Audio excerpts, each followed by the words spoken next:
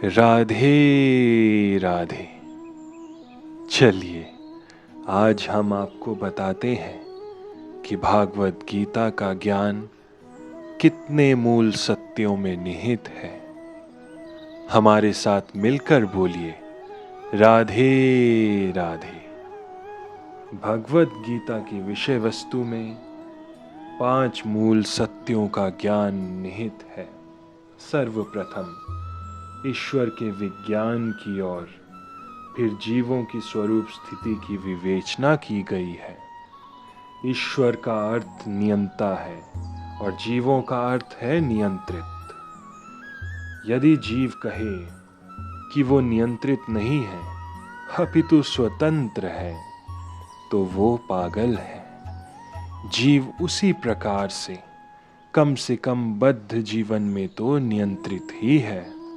अतएव भागवत गीता की विषय वस्तु ईश्वर सर्वोच्च नियंता तथा जीव नियंत्रित जीवात्माओं से संबंधित है।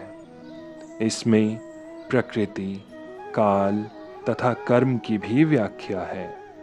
ये दृश्य जगत विभिन्न कार्यकलापों से ओतप्रोत है। सारे जीव भिन्न भिन्न कार्यों में लगे हुए हैं। भागवत गीता से हमें अवश्य सीखना चाहिए कि ईश्वर क्या है, जीव क्या है, प्रकृति क्या है, दृश्य जगत क्या है, ये काल द्वार किस प्रकार नियंत्रित किया जाता है और जीवों के कार्यकलाप क्या है। भगवत गीता के इन 5 मूलभूत विषयों में स्थापना की गई है। भगवान अथवा कृष्ण अथवा ब्रह्म या परमात्मा अथवा परम नियंता, आप जो चाहें कह लें, सबसे श्रेष्ठ है। जीव गुण में परम नियंता के ही समान है। उदाहरणार्थ जैसा कि भगवत गीता के विभिन्न अध्यायों में बताया जाएगा, भगवान भौतिक प्रकृति के समस्त कार्यों के ऊपर नियंत्रण रखते हैं। भौतिक प्रकृति स्वतंत्र नहीं है, वो परमेश्वर के निर्देशन में कार्य करती है। जैसा कि भगवान कृष्ण कहते हैं, भौतिक प्रकृति मेरे निर्देशन में कार्य करती है। जब हम दृश्य जगत में आश्चर्यजनक घटनाएं देखते हैं तो हमें ये जानना चाहिए कि इस दृश्य जगत के पीछे एक नियंता है। बिना नियंत्रण के किसी का प्रकट होना संभव नहीं है। नियंता को न मानना बचपना है। उदाहरणार्थ एक बालक सोच सकता है कि वो स्वचालित यान विचित्र होता है क्योंकि वो बिना घोड़े या खींचने वाले पशु से चलता है, किंतु अभिज्ञ व्यक्ति स्वचालित यान की अभियांत्रिक व्यवस्थाएं से परिचित होता है। वो सदैव जानता है कि इस यंत्र के पीछे एक व्यक्ति, एक चालक होता है। इसी प्रकार परमेश्वर वो चालक है जिसके निर्देशन में सब कार्य हो रहे हैं।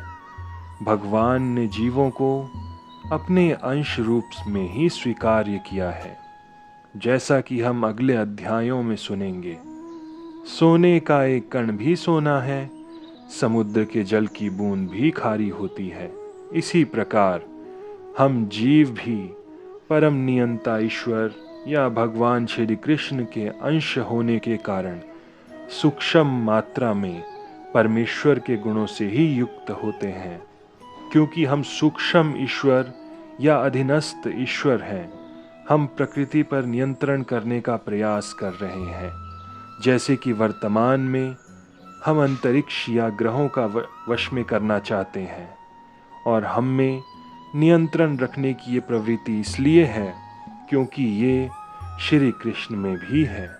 यद्यपि हम में भौतिक प्रकृति पर प्रभुत्व जमाने की प्रवृत्ति होती है, लेकिन हमें ये जानना चाहिए कि हम परम नियंता नहीं हैं। परम नियंता की व्याख्या अगले अध्यायों में अवश्य की जाएगी। राधे राधे। राधे राधे।